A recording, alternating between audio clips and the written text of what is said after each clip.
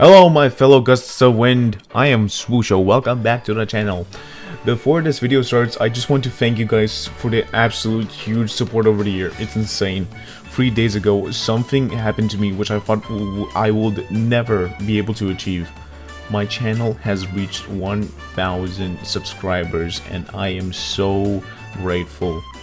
I am so thrilled by the idea that some people actually like watching the content that I try my best to push out as much as I can. I haven't got anything really thrilling planned for a 1,000 subscriber special, so I've decided that I'm gonna host a Q&A. Comment your questions down below. I will be looking at them. Other option is joining my Discord server and asking your question in the Q&A channel. But the Discord is kinda dead, so... another thing that I would like to mention, at the time this video will be published, it will be my birthday. I'm 17 as of now, and honestly, it feels scary, believe me. Now, for the real reason you clicked on this video, this is how you play Amy Rose in Outcome Memories.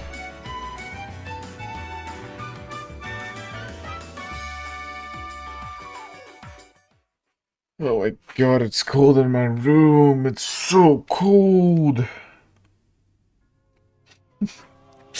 Cold. So cold. Truth be told. Alright, so starting off, you spawn in as Amy, and you're greeted with 3 abilities. Hammer, Throw Hammer, and Reroll. We're gonna be talking about Throw Hammer first, since it's the most simple ability to understand.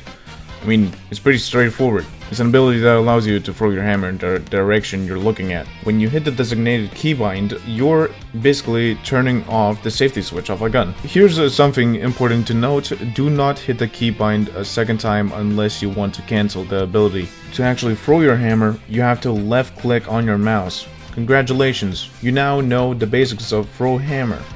Let's talk about use cases. There's a lot of ways you can use the Throw Hammer ability. For example, saving your fellow rodent from being strangled to death. I personally don't use this ability a lot, so whenever someone is getting slowly killed, I run up and stun them with the hammer ability instead. The only time I ever use a Throw Hammer whenever someone is slowly dying is when I'm either A, out of reach, or B, I am barely holding onto life by a thread.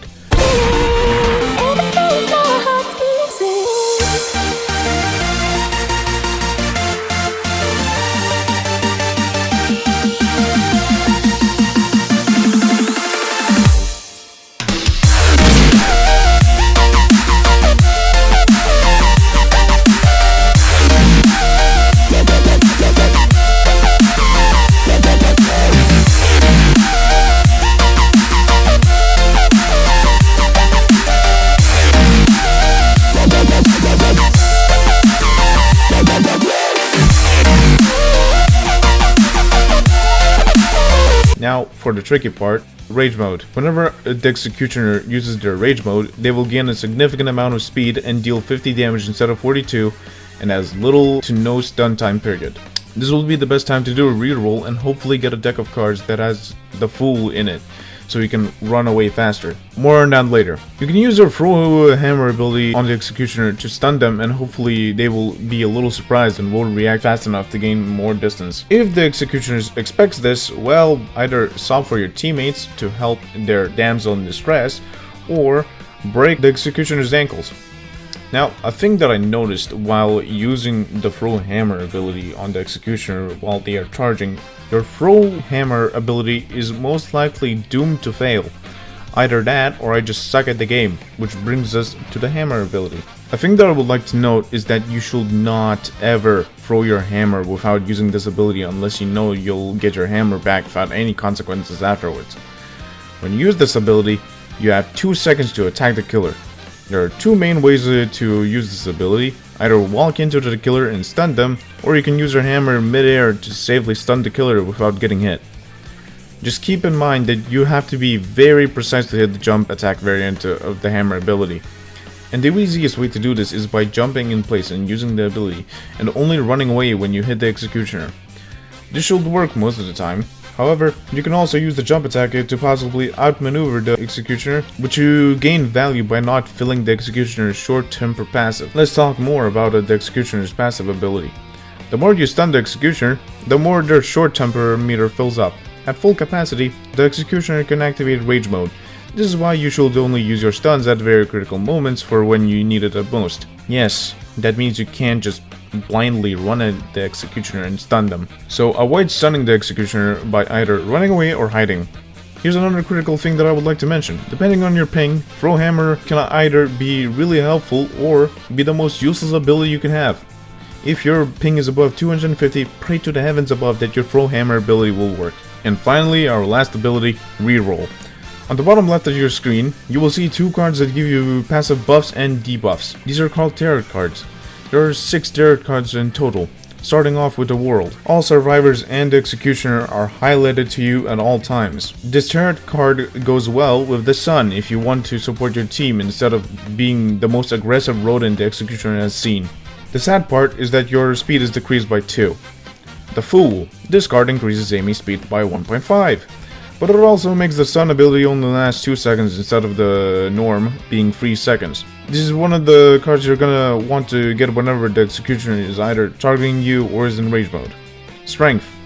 I have mixed opinions about this card.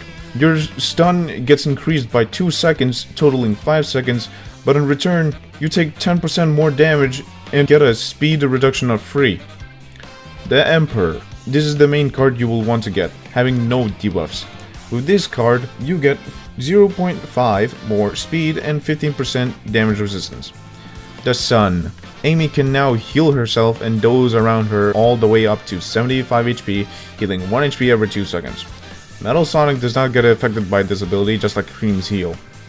The only bad thing about this card is that it blinds other survivors whenever you're close to them, but this effect goes away very quickly once you get some distance and come back, allowing you to heal your fellow rodents without any consequences. And then we have the Moon. I don't even think this card deserves to be talked about, but for the sake of the video, I will. Amy becomes legally blind and has either negative or positive debuffs for speed by 1.5 and damage resistance by 15%.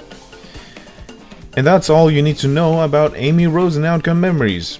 I might make another video covering the best decks for Amy in my opinion. Anyway, if you made it to the end, consider liking and subscribing, and I will see you in the next video.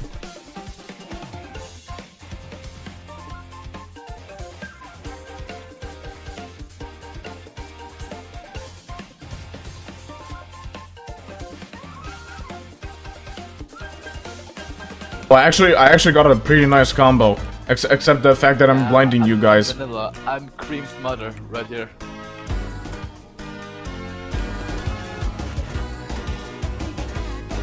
I am Reroll, shut up.